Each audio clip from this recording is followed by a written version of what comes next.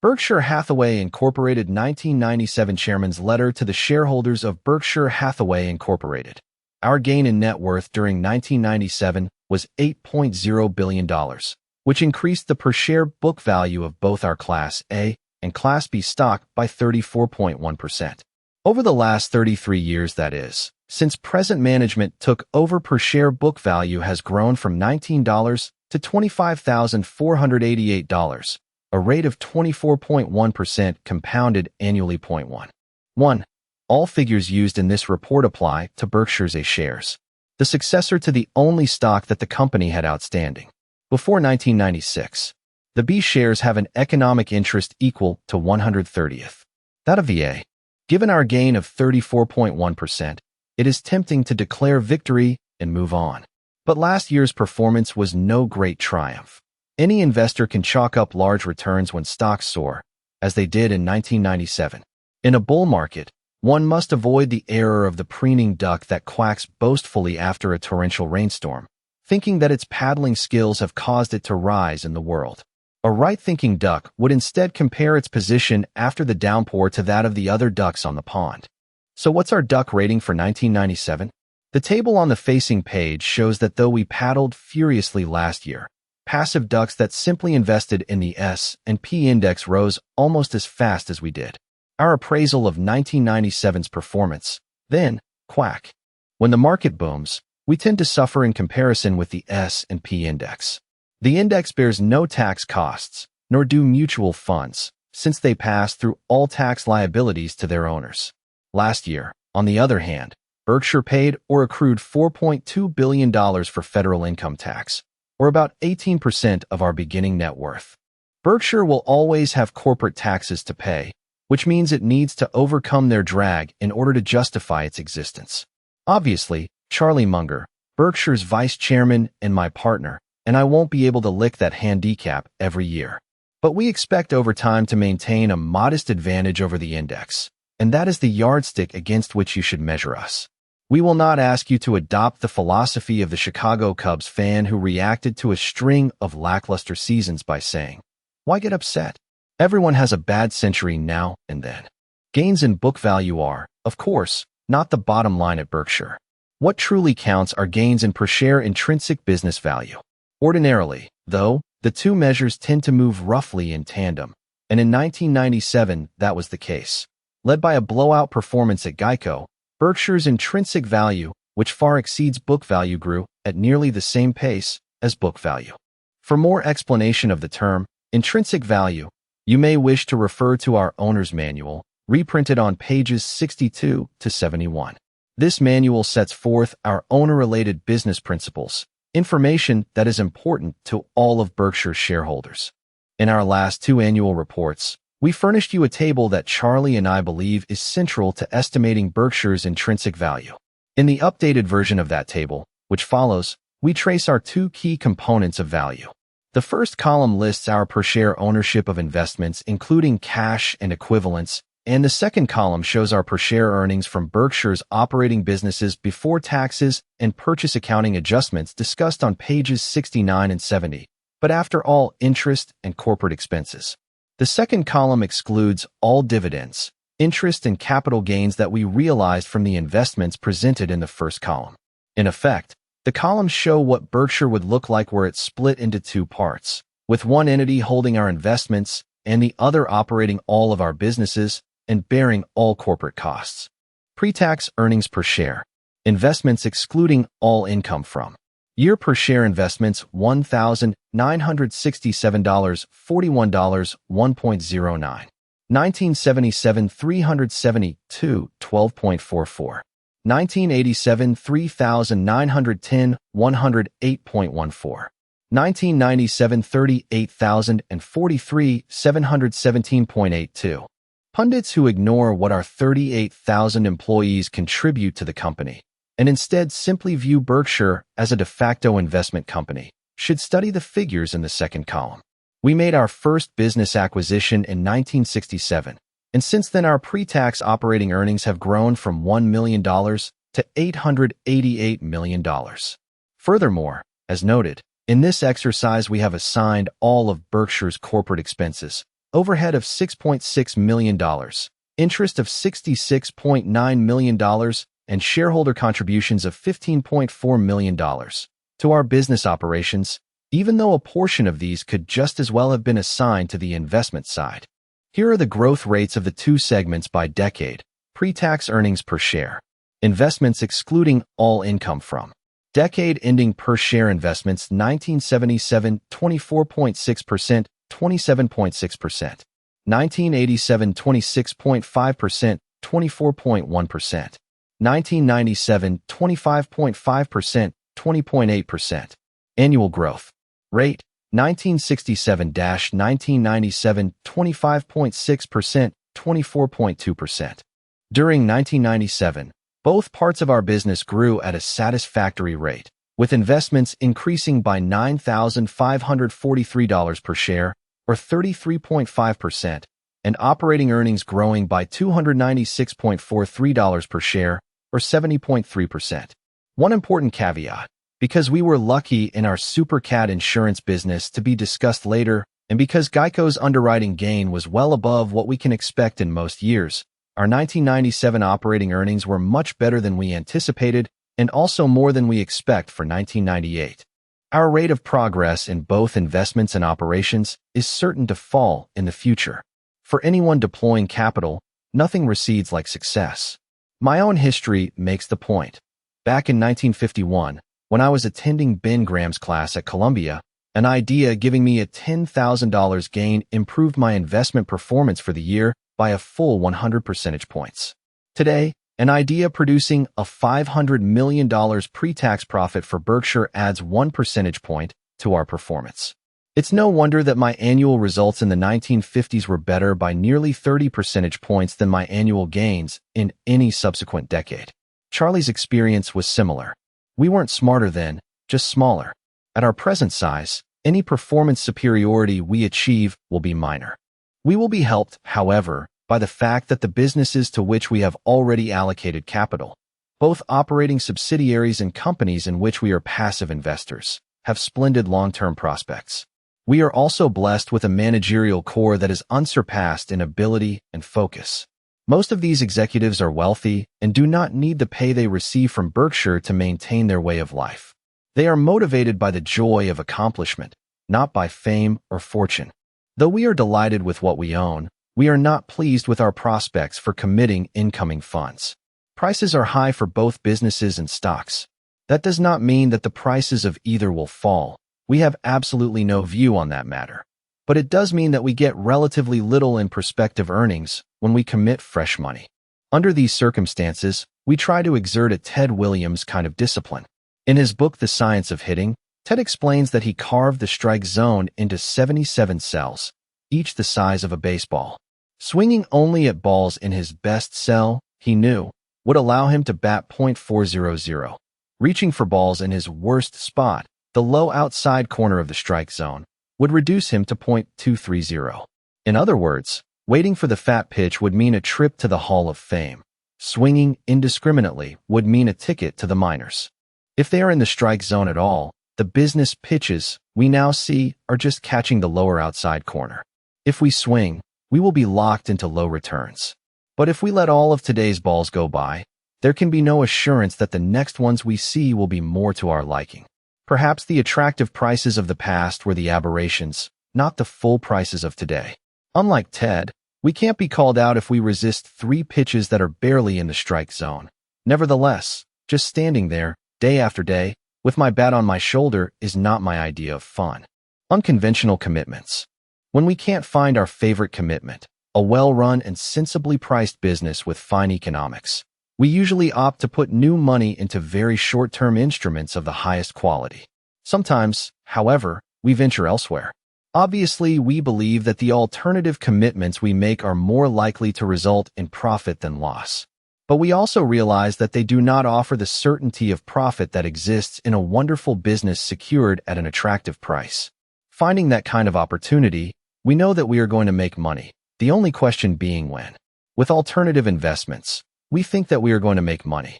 But we also recognize that we will sometimes realize losses, occasionally of substantial size. We had 3 non-traditional positions at year-end. The first was derivative contracts for 14.0 million barrels of oil, that being what was then left of a 45.7 million barrel position we established in 1994 to 95. Contracts for 31.7 million barrels were settled in 1995 to 97, and these supplied us with a pre-tax gain of about $61.9 million. Our remaining contracts expired during 1998 and 1999. In these, we had an unrealized gain of $11.6 million at year-end. Accounting rules require that commodity positions be carried at market value. Therefore, both our annual and quarterly financial statements reflect any unrealized gain or loss in these contracts. When we established our contracts, oil for future delivery seemed modestly underpriced. Today, though, we have no opinion as to its attractiveness. Our second non-traditional commitment is in silver. Last year, we purchased 111.2 million ounces. Marked to market, that position produced a pre-tax gain of $97.4 million for us in 1997. In a way, this is a return to the past for me. 30 years ago, I bought silver because I anticipated its demonetization by the U.S. government. Ever since, I have followed the metal's fundamentals, but not owned it. In recent years, bullion inventories have fallen materially, and last summer Charlie and I concluded that a higher price would be needed to establish equilibrium between supply and demand. Inflation expectations, it should be noted, play no part in our calculation of silver's value. Finally, our largest non-traditional position at year-end was $4.6 billion at amortized cost of long-term zero-coupon obligations of the U.S. Treasury. These securities pay no interest. Instead, they provide their holders a return by way of the discount at which they are purchased, a characteristic that makes their market prices move rapidly when interest rates change. If rates rise, you lose heavily with zeros, and if rates fall, you make outsized gains. Since rates fell in 1997, we ended the year with an unrealized pre-tax gain of $598.8 million in our zeros. Because we carry the securities at market value, that gain is reflected in year-end book value. In purchasing zeros, rather than staying with cash equivalents, we risk looking very foolish. A macro-based commitment such as this never has anything close to a 100% probability of being successful.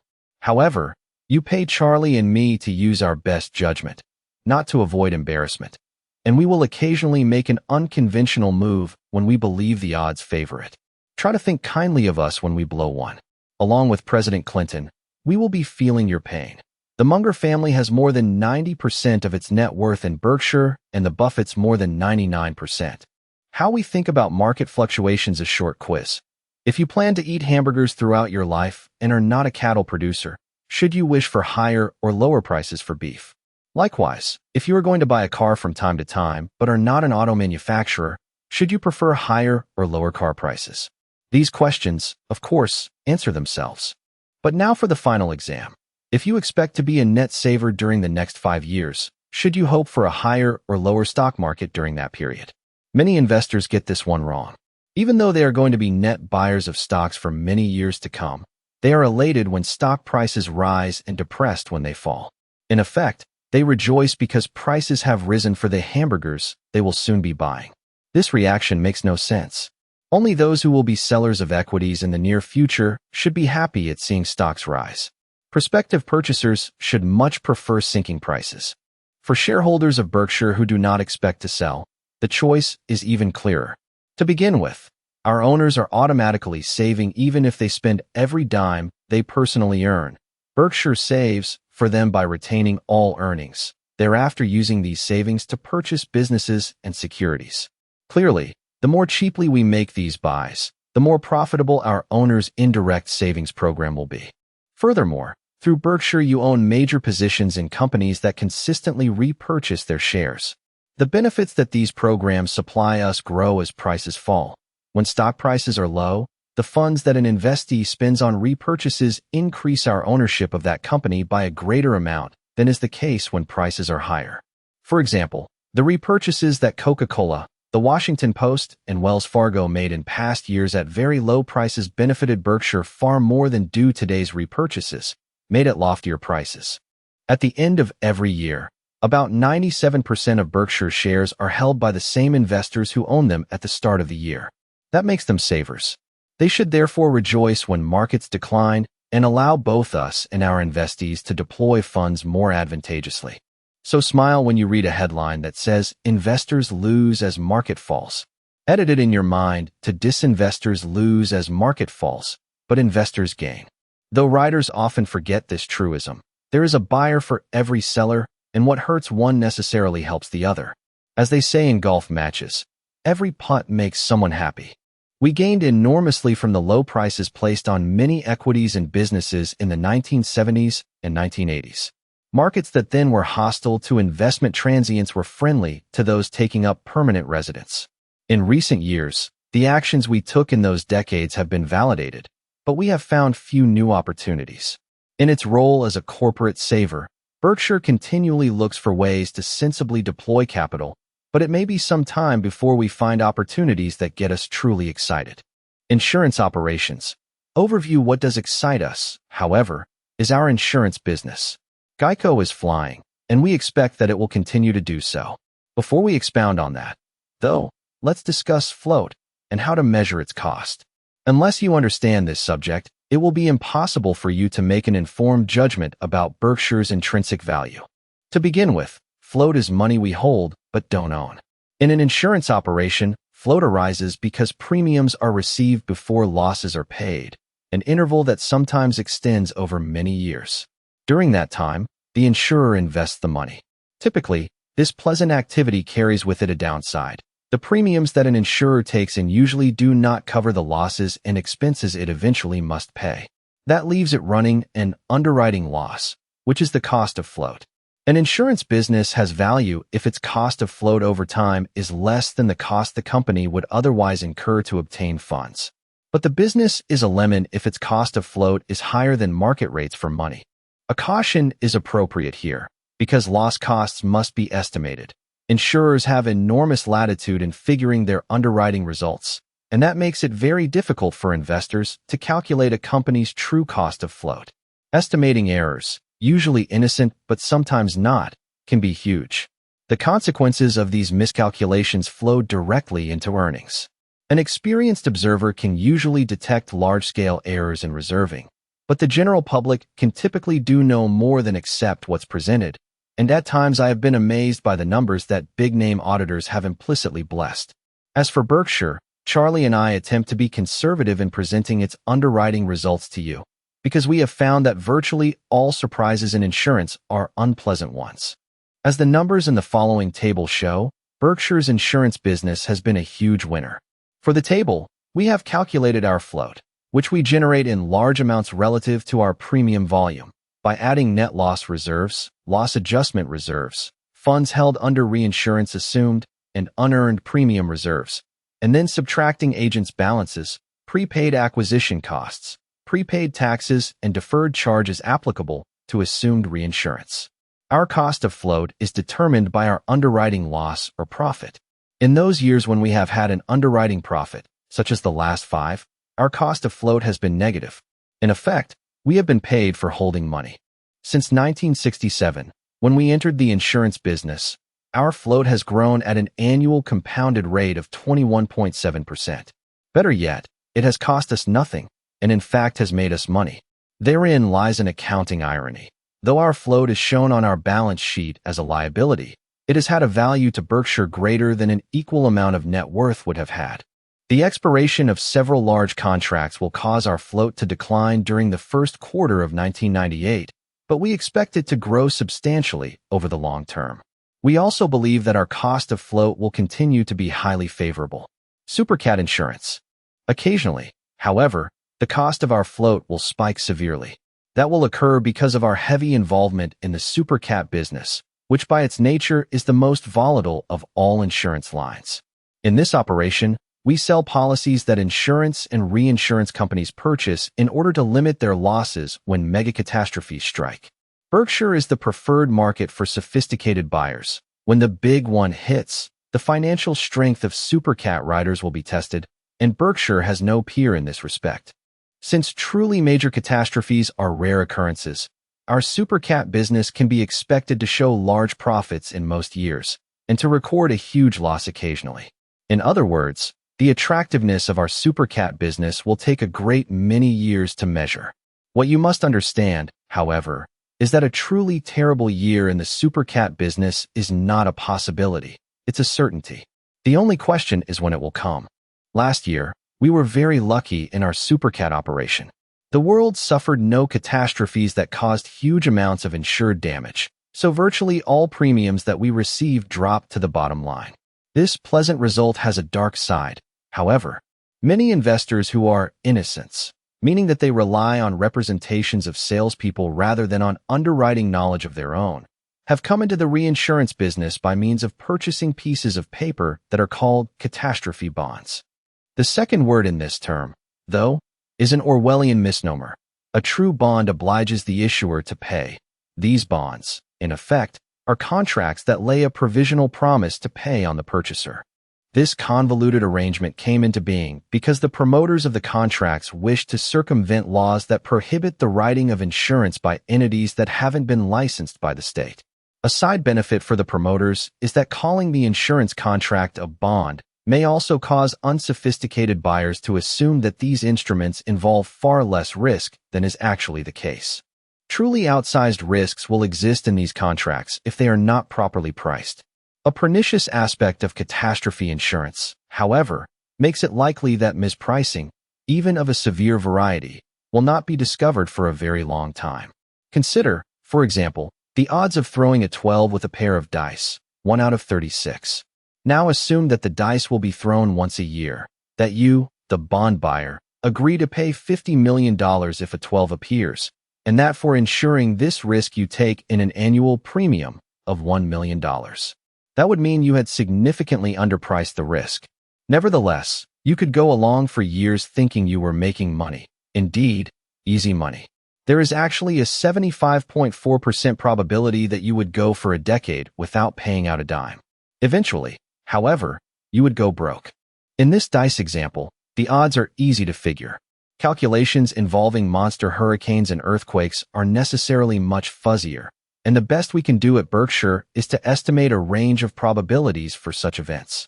The lack of precise data, coupled with the rarity of such catastrophes, plays into the hands of promoters, who typically employ an expert to advise the potential bond buyer about the probability of losses. The expert puts no money on the table. Instead, he receives an upfront payment that is forever his no matter how inaccurate his predictions. Surprise! When the stakes are high, an expert can invariably be found who will affirm, to return to our example, that the chance of rolling a 12 is not 1 in 36, but more like 1 in 100. In fairness, we should add that the expert will probably believe that his odds are correct, a fact that makes him less reprehensible, but more dangerous. The influx of investor money into catastrophe bonds, which may well live up to their name, has caused supercat prices to deteriorate materially. Therefore, we will write less business in 1998. We have some large multi-year contracts in force, however, that will mitigate the drop. The largest of these are two policies that we described in last year's report, one covering hurricanes in Florida and the other, signed with the California Earthquake Authority, covering earthquakes in that state. Our worst-case loss remains about $600 million after tax, the maximum we could lose under the CEA policy. Though this loss potential may sound large, it is only about 1% of Berkshire's market value. Indeed, if we could get appropriate prices, we would be willing to significantly increase our worst-case exposure. Our supercat business was developed from scratch by Ajit Jain, who has contributed to Berkshire's success in a variety of other ways as well. Ajit possesses both the discipline to walk away from business that is inadequately priced and the imagination to then find other opportunities. Quite simply, he is one of Berkshire's major assets. Ajit would have been a star in whatever career he chose. Fortunately for us, he enjoys insurance. Insurance. Geico 1-800-555-2756 and other primary operations. Last year I wrote about Geico's Tony Nicely and his terrific management skills. If I had known then what he had in store for us in 1997, I would have searched for still greater superlatives. Tony, now 54, has been with Geico for 36 years, and last year was his best. As CEO, he has transmitted vision, energy, and enthusiasm to all members of the Geico family, raising their sights from what has been achieved to what can be achieved. We measure Geico's performance by first, the net increase in its voluntary auto policies, that is, not including policies assigned us by the state, and second, the profitability of seasoned auto business, meaning policies that have been with us for more than a year and are thus past the period in which acquisition costs caused them to be money losers. In 1996, in-force business grew 10%, and I told you how pleased I was, since that rate was well above anything we had seen in 2 decades. Then, in 1997, growth jumped to 16%. Below are the new business and in-force figures for the last 5 years. Of course, any insurer can grow rapidly if it gets careless about underwriting. Geico's underwriting profit for the year, though, was 8.1% of premiums, far above its average. Indeed, that percentage was higher than we wish it to be. Our goal is to pass on most of the benefits of our low-cost operation to our customers, holding ourselves to about 4% in underwriting profit. With that in mind, we reduced our average rates a bit during 1997 and may well cut them again this year. Our rate changes varied. Of course, depending on the policyholder and where he lives, we strive to charge a rate that properly reflects the loss expectancy of each driver. Geico is not the only auto insurer obtaining favorable results these days. Last year, the industry recorded profits that were far better than it anticipated or can sustain. Intensified competition will soon squeeze margins very significantly. But this is a development we welcome. Long term, a tough market helps the low-cost operator, which is what we are and intend to remain. Last year I told you about the record 16.9% profit-sharing contribution that Geico's associates had earned and explained that 2 simple variables set the amount: policy growth and profitability of seasoned business. I further explained that 1990 SIX's performance was so extraordinary that we had to enlarge the chart delineating the possible payouts. The new configuration didn't make it through 1997. We enlarged the chart's boundaries again and awarded our 10,500 associates a profit-sharing contribution amounting to 26.9% of their base compensation, or $71 million. In addition, the same 2 variables, policy growth and profitability of seasoned business, determine the cash bonuses that we paid to dozens of top executives, starting with Tony. At Geico, we are paying in a way that makes sense for both our owners and our managers. We distribute merit badges, not lottery tickets. In none of Berkshire's subsidiaries do we relate compensation to our stock price, which our associates cannot affect in any meaningful way. Instead, we tie bonuses to each unit's business performance, which is the direct product of the unit's people.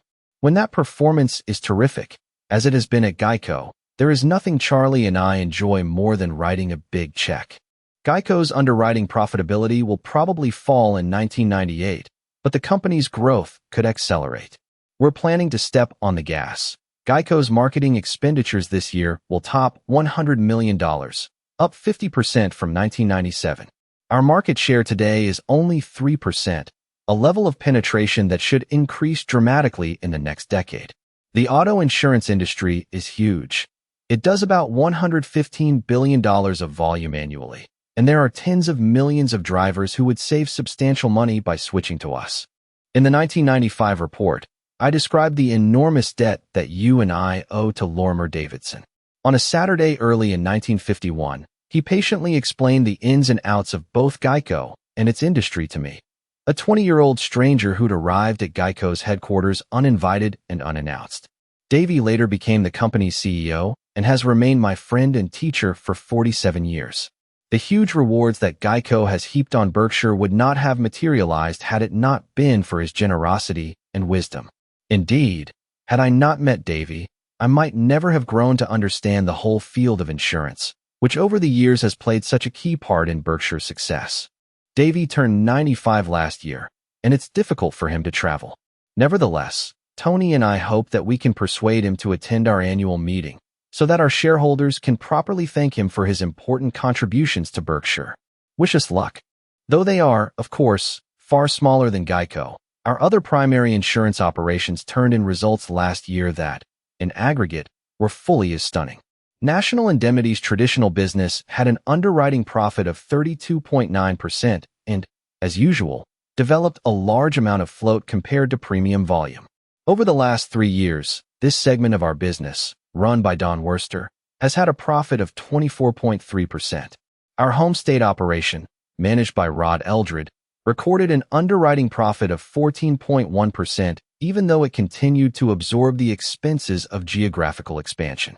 Rod's 3-year record is an amazing 15.1%. Berkshire's workers' compensation business, run out of California by Brad Kinsler, had a modest underwriting loss in a difficult environment. Its 3-year underwriting record is a positive 1.5%. John Kaiser, at Central States Indemnity, set a new volume record while generating good underwriting earnings. At Kansas Bankers Surety, Dontal more than lived up to the high expectations we had when we purchased the company in 1996. In aggregate, these 5 operations recorded an underwriting profit of 15%. The 2 Dons, along with Rod, Brad, and John, have created significant value for Berkshire, and we believe there is more to come. Sources of reported earnings. The table that follows shows the main sources of Berkshire's reported earnings. In this presentation, purchase accounting adjustments are not assigned to the specific businesses to which they apply, but are instead aggregated and shown separately. This procedure lets you view the earnings of our businesses as they would have been reported had we not purchased them.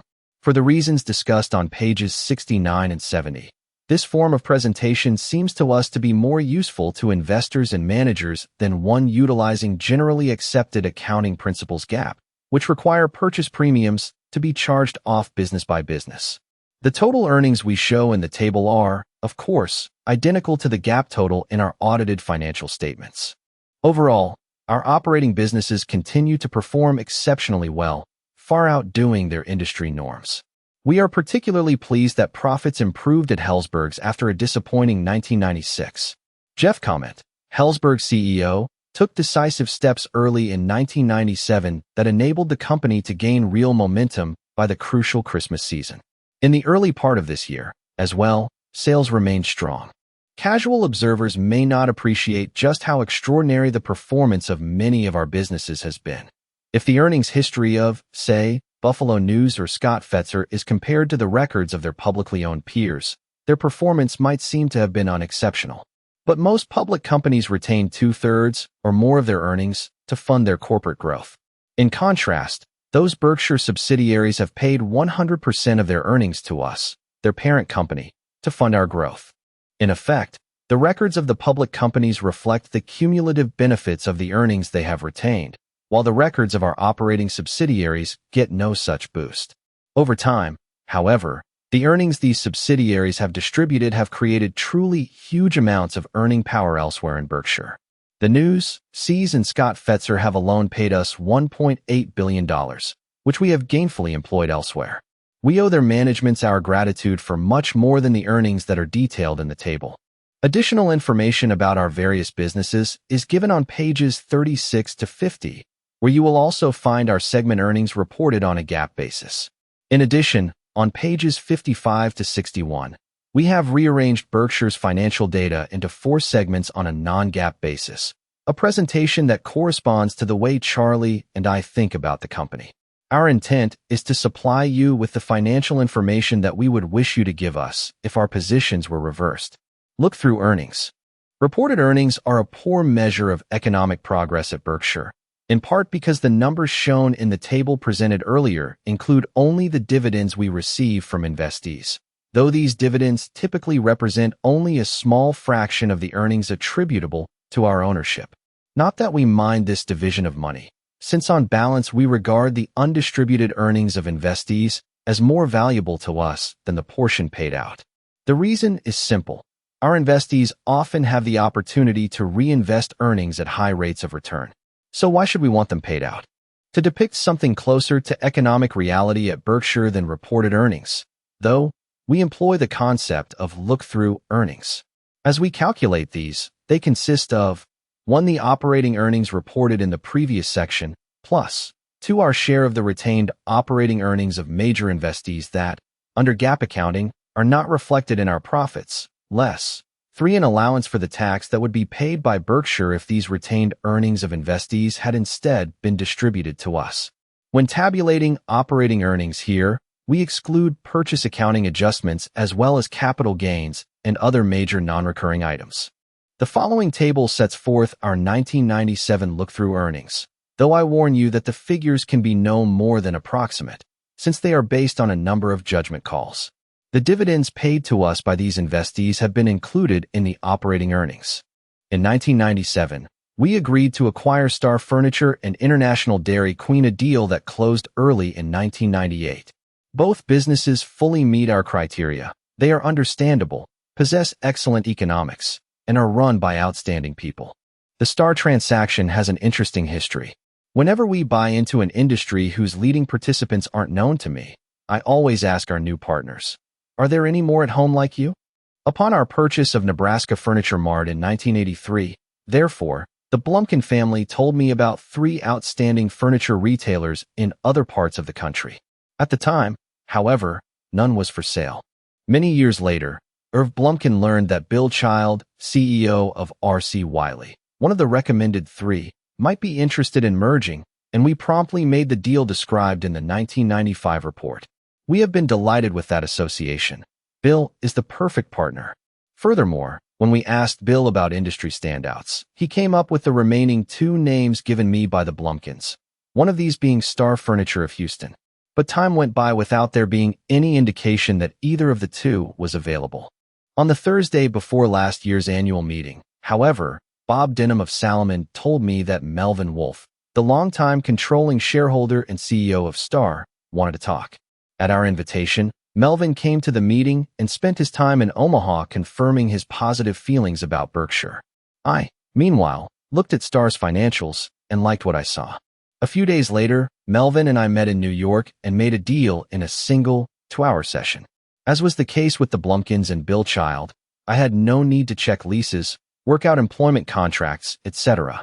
I knew I was dealing with a man of integrity, and that's what counted. Though the Wolfe family's association with Star dates back to 1924, the business struggled until Melvin and his sister Shirley Tooman took over in 1962. Today, Star operates 12 stores, 10 in Houston and 1 each in Austin and Bryan, and will soon move into San Antonio as well. We won't be surprised if Star is many times its present size a decade from now. Here's a story illustrating what Melvin and Shirley are like. When they told their associates of the sale, they also announced that Star would make large, special payments to those who had helped them succeed, and then defined that group as everyone in the business. Under the terms of our deal, it was Melvin and Shirley's money, not ours, that funded this distribution. Charlie and I love it when we become partners with people who behave like that. The Star transaction closed on July 1st. In the months since, we've watched Star's already excellent sales and earnings growth accelerate further. Melvin and Shirley will be at the annual meeting, and I hope you get a chance to meet them. Next acquisition, International Dairy Queen. There are 5,792 Dairy Queen stores operating in 23 countries, all but a handful run by franchisees. And in addition, IDQ franchises 409 Orange Julius operations and 43 caramel corn operations. In 190 locations, treat centers provide some combination of the 3 products. For many years, IDQ had a bumpy history. Then, in 1970, a Minneapolis group led by John Moody and Rudy Luther took control. The new managers inherited a jumble of different franchising agreements, along with some unwise financing arrangements that had left the company in a precarious condition. In the years that followed, management rationalized the operation, extended food service to many more locations, and, in general, built a strong organization. Last summer, Mr. Luther died, which meant his estate needed to sell stock. A year earlier, Dick Kiphart of William Blair & Company had introduced me to John Moody and Mike Sullivan, IDQ's CEO, and I had been impressed with both men. So, when we got the chance to merge with IDQ, we offered a proposition patterned on our flight safety acquisition, extending selling shareholders the option of choosing either cash or Berkshire shares having a slightly lower immediate value. By tilting the consideration as we did, we encouraged holders to opt for cash, the type of payment we by far prefer. Even then, only 45% of IDQ shares elected cash. Charlie and I bring a modicum of product expertise to this transaction. He has been patronizing the Dairy Queens in Cass Lake and Bemidji, Minnesota, for decades, and I have been a regular in Omaha. We have put our money where our mouth is. A confession. I've mentioned that we strongly prefer to use cash rather than Berkshire stock in acquisitions. A study of the record will tell you why. If you aggregate all of our stock-only mergers excluding those we did with 2 affiliated companies, Diversified Retailing and Blue Chip Stamps, you will find that our shareholders are slightly worse off than they would have been had I not done the transactions. Though it hurts me to say it, when I've issued stock, I've cost you money. Be clear about one thing. This cost has not occurred because we were misled in any way by sellers or because they thereafter failed to manage with diligence and skill. On the contrary, the sellers were completely candid when we were negotiating our deals and have been energetic and effective ever since. Instead, our problem has been that we own a truly marvelous collection of businesses, which means that trading away a portion of them for something new almost never makes sense. When we issue shares in a merger, we reduce your ownership in all of our businesses, partly owned companies such as Coca-Cola, Gillette, and American Express, and all of our terrific operating companies as well. An example from sports will illustrate the difficulty we face. For a baseball team, acquiring a player who can be expected to bat .350 is almost always a wonderful event, except when the team must trade a .380 hitter to make the deal. Because our roster is filled with .380 hitters, we have tried to pay cash for acquisitions, and here our record has been far better. Starting with National Indemnity in 1967, and continuing with, among others, Sears, Buffalo News, Scott Fetzer, and Geico, we have acquired, for cash, a number of large businesses that have performed incredibly well since we bought them. These acquisitions have delivered Berkshire tremendous value. Indeed, far more than I anticipated when we made our purchases. We believe that it is almost impossible for us to trade up from our present businesses and managements. Our situation is the opposite of Camelot's Mordred, of whom Guinevere commented, "The one thing I can say for him is that he is bound to marry well. Everybody is above him. Marrying well is extremely difficult for Berkshire. So you can be sure that Charlie and I will be very reluctant to issue shares in the future. In those cases when we simply must do so, when certain shareholders of a desirable acquiree insist on getting stock, we will include an attractive cash option in order to tempt as many of the sellers to take cash as is possible. Merging with public companies presents a special problem for us. If we are to offer any premium to the acquiree, one of 2 conditions must be present. Either our own stock must be overvalued relative to the acquirees, or the 2 companies together must be expected to earn more than they would if operated separately. Historically, Berkshire has seldom been overvalued. In this market, moreover, undervalued acquirers are almost impossible to find. That other possibility, synergy gains, is usually unrealistic, since we expect acquirers to operate after we've bought them just as they did before. Joining with Berkshire does not normally raise their revenues nor cut their costs. Indeed, their reported costs, but not their true ones, will rise after they are bought by Berkshire if the acquiree has been granting options as part of its compensation packages. In these cases, earnings of the acquiree have been overstated because they have followed the standard, but, in our view, dead wrong, accounting practice of ignoring the cost to a business of issuing options. When Berkshire acquires an option-issuing company, we promptly substitute a cash compensation plan having an economic value equivalent to that of the previous option plan.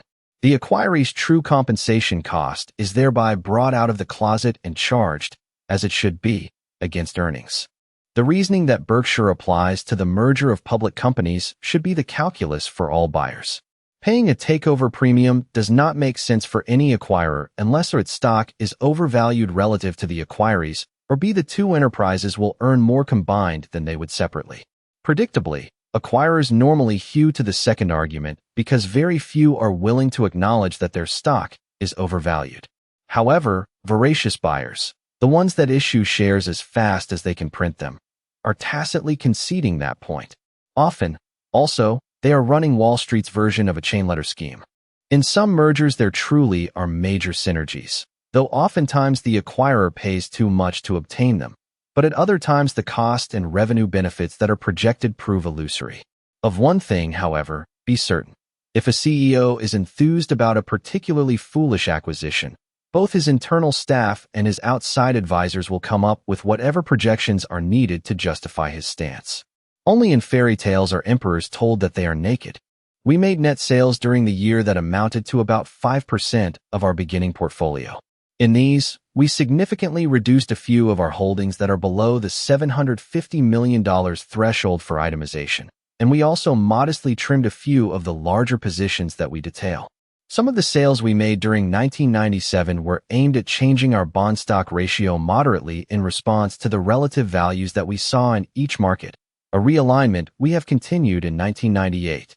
Though we don't attempt to predict the movements of the stock market, we do try, in a very rough way, to value it.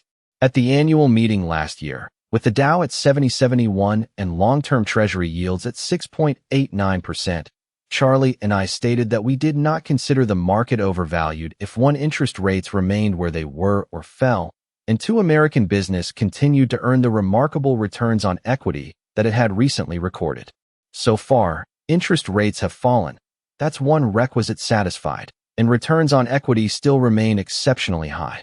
If they stay there, and if interest rates hold near recent levels, there is no reason to think of stocks as generally overvalued. On the other hand, returns on equity are not a sure thing to remain at, or even near, their present levels. In last year's annual report, I discussed Coca-Cola, our largest holding. Coke continues to increase its market dominance throughout the world, but, tragically, it has lost the leader responsible for its outstanding performance. Roberto Goizueta, Coke's CEO since 1981, died in October. After his death, I read every one of the more than 100 letters and notes he had written me during the past 9 years. Those messages could well serve as a guidebook for success in both business and life. Since I delivered that report, all four holdings have grown significantly in value. The common stocks of both Gillette and First Empire have risen substantially, in line with the company's excellent performance. At year-end, the $600 million we put into Gillette in 1989 had appreciated to $4.8 billion, and the $40 million we committed to First Empire in 1991 had risen to $236 million. Our two laggards, meanwhile, have come to life in a very major way. In a transaction that finally rewarded its long-suffering shareholders, Salomon recently merged into Travelers Group. All of Berkshire's shareholders, including me, very personally, owe a huge debt to Derek Mon and Bob Denham for, first, playing key roles in saving Salomon from extinction following its 1991 scandal, and, second, restoring the vitality of the company to a level that made it an attractive acquisition for Travelers. I have often said that I wish to work with executives that I like, trust, and admire. No two fit that description better than Derek and Bob. Berkshire's final results from its Salomon investment won't be tallied for some time, but it is safe to say that they will be far better than I anticipated 2 years ago. Looking back, I think of my Salomon experience as having been both fascinating and instructional, though for a time in 1991 to 92 I felt like the drama critic who wrote, "I would have enjoyed the play except that I had an unfortunate seat." It faced the stage. The resuscitation of U.S. Airways borders on the miraculous. Those who have watched my moves in this investment know that I have compiled a record that is unblemished by success. I was wrong in originally purchasing the stock, and I was wrong later in repeatedly trying to unload our holdings at 50 cents on the dollar. Two changes at the company coincided with its remarkable rebound. One, Charlie and I left the board of directors, and two, Stephen Wolf became CEO. Fortunately for our egos, the second event was the key. Stephen Wolf's accomplishments at the airline have been phenomenal. There still is much to do at U.S. Airways, but survival is no longer an issue. Consequently, the company made up the dividend arrearages on our preferred during 1997, adding extra payments to compensate us for the delay we suffered. The company's common stock, furthermore, has risen from a low of $4 to a recent high of $73. Our preferred has been called for redemption on March 15th. But the rise in the company's stock has given our conversion rights, which we thought worthless not long ago, great value. It is now almost certain that our U.S. Airways shares will produce a decent profit, that is, if my cost for mail-ox is excluded, and the gain could even prove indecent. Next time I make a big, dumb decision, Berkshire shareholders will know what to do. Phone Mr. Wolf. In addition to the convertible preferreds, we purchased one other private placement in 1991, $300 million of American Express perks. This security was essentially a common stock that featured a trade-off in its first 3 years. We received extra dividend payments during that period, but we were also capped in the price appreciation we could realize. Despite the cap, this holding has proved extraordinarily profitable thanks to a move by your chairman that combined luck and skill. 110% luck, the balance skill. Our perks were due to convert into common stock in August 1994, and in the month before I was mulling whether to sell upon conversion. One reason to hold was Amex's outstanding CEO, Harvey Golub, who seemed likely to maximize whatever potential the company had, a supposition that has since been proved in spades. But the size of that potential was in question. Amex faced relentless competition from a multitude of card issuers, led by Visa. Weighing the arguments, I leaned towards sale. Here's where I got lucky. During that month of decision, I played golf at Prout's Neck, Maine with Frank Olson, CEO of Hertz. Frank is a brilliant manager with intimate knowledge of the card business. So from the first tee on, I was quizzing him about the industry. By the time we reached the second green, Frank had convinced me that Amex's corporate card was a terrific franchise, and I had decided not to sell. On the back nine, I turned buyer, and in a few months Berkshire owned 10% of the company. We now have a $3 billion gain in our Amex shares, and I naturally feel very grateful to Frank. But George Gillespie, our mutual friend, says that I am confused about where my gratitude should go. After all, he points out, it was he who arranged the game and assigned me to Frank's foursome. Quarterly reports to shareholders.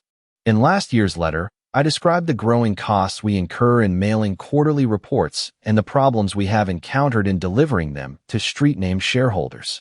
I asked for your opinion about the desirability of our continuing to print reports, given that we now publish our quarterly and annual communications on the internet, at our site, www.berkshirehathaway.com. Relatively few shareholders responded, but it is clear that at least a small number who want the quarterly information have no interest in getting it off the internet. Being a lifelong sufferer from technophobia, I can empathize with this group. The cost of publishing quarterlies, however, continues to balloon, and we have therefore decided to send printed versions only to shareholders who request them. If you wish the quarterlies, please complete the reply card that is bound into this report. In the meantime, be assured that all shareholders will continue to receive the annual report in printed form. Those of you who enjoy the computer should check out our homepage. It contains a large amount of current information about Berkshire and also all of our annual letters since 1977. In addition, our website includes links to the homepages of many Berkshire subsidiaries. On these sites you can learn more about our subsidiaries' products and, yes, even place orders for them. We are required to file our quarterly information with the SEC no later than 45 days after the end of each quarter. One of our goals in posting communications on the internet is to make this material information, in full detail and in a form unfiltered by the media, simultaneously available to all interested parties at a time when markets are closed. Accordingly, we plan to send our 1998 quarterly information to the SEC on 3 Fridays, May 15th, August 14th, and November 13th, and on those nights to post the same information on the internet. This procedure will put all of our shareholders, whether they be direct or street name, on an equal footing. Similarly, we will post our 1998 annual report on the internet on Saturday, March 13th, 1999, and mail it at about the same time. Shareholder-designated contributions. About 97.7% of all eligible shares participated in Berkshire's 1997 Shareholder-Designated Contributions Program. Contributions made were $15.4 million, and 3,830 charities were recipients. A full description of the program appears on pages 52 to 53. Cumulatively, over the 17 years of the program, Berkshire has made contributions of $113.1 million pursuant to the instructions of our shareholders. The rest of Berkshire's giving is done by our subsidiaries, which stick to the philanthropic patterns that prevailed before they were acquired, except that their former owners themselves take on the responsibility for their personal charities. In aggregate, Our subsidiaries made contributions of $8.1 million in 1997, including in-kind donations of $4.4 million. Every year, a few shareholders miss out on our contributions program because they don't have their shares registered in their own names on the prescribed record date, or because they fail to get the designation form back to us within the 60-day period allowed. Charlie and I regret this. But if replies are received late, we have to reject them because we can't make exceptions for some shareholders while refusing to make them for others. To participate in future programs, you must own Class A shares that are registered in the name of the actual owner, not the nominee name of a broker, bank, or depository. Shares not so registered on August 31st, 1998, will be ineligible for the 1998 program. When you get the contributions form from us, return it promptly so that it does not get put aside or forgotten. The annual meeting. Woodstock weekend at Berkshire will be May 2nd to 4th this year. The finale will be the annual meeting, which will begin at 9:30 a.m. on Monday, May 4th. Last year we met at Ak-Sar-Ben Coliseum, and both our staff and the crowd were delighted with the venue. There was only one crisis. The night before the meeting, I lost my voice, thereby fulfilling Charlie's wildest fantasy. He was crushed when I showed up the next morning with my speech restored. Last year, about 7,500 attended the meeting. They represented all 50 states, as well as 16 countries, including Australia, Brazil, Israel, Saudi Arabia, Singapore, and Greece.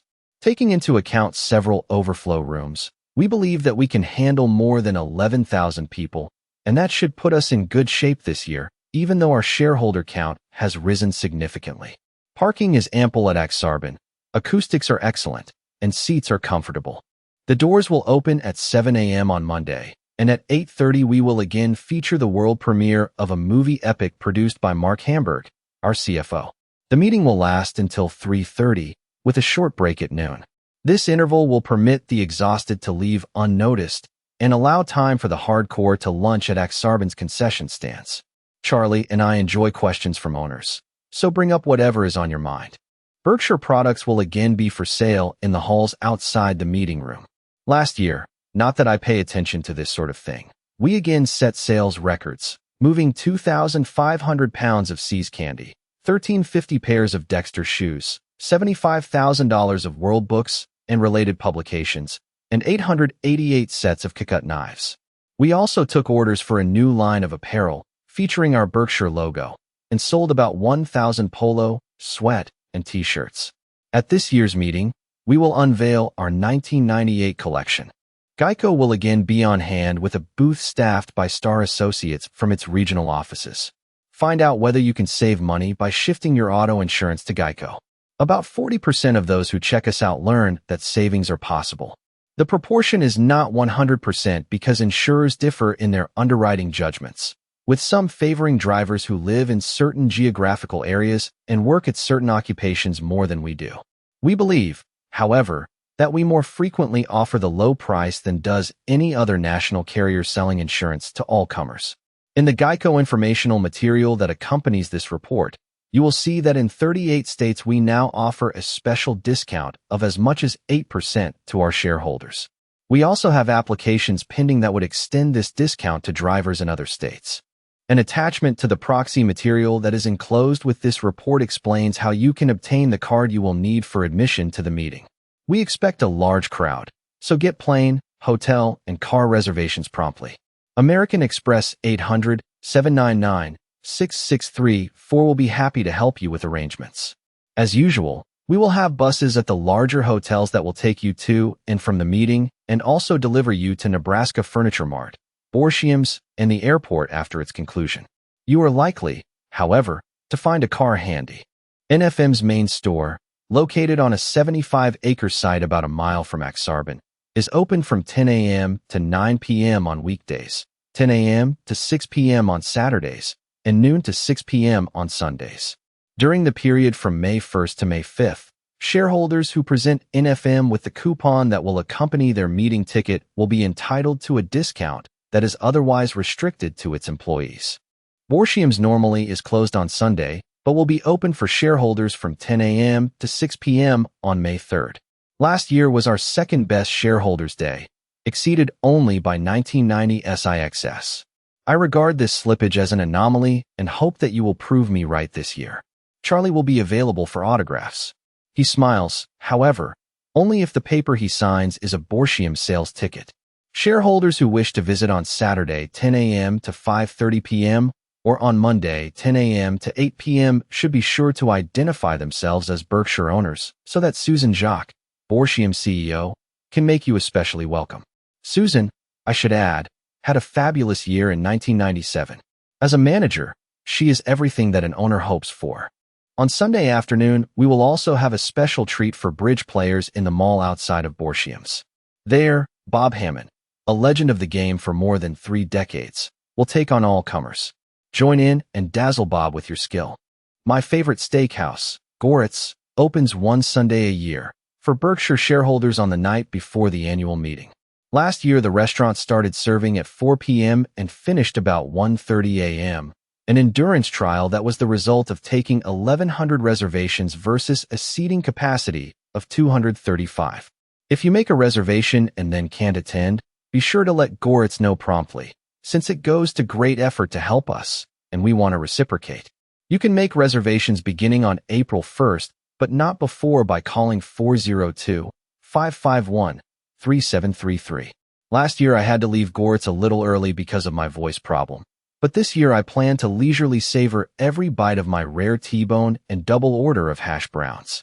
After this warm-up, Charlie and I will head for the Dairy Queen on 114th, just south of Dodge. There are 12 great Dairy Queens in metropolitan Omaha, but the 114th Street location is the best suited to handle the large crowd that we expect. South of the property, there are hundreds of parking spaces on both sides of the street. Also, this Dairy Queen will extend its Sunday hours to 11 p.m. in order to accommodate our shareholders.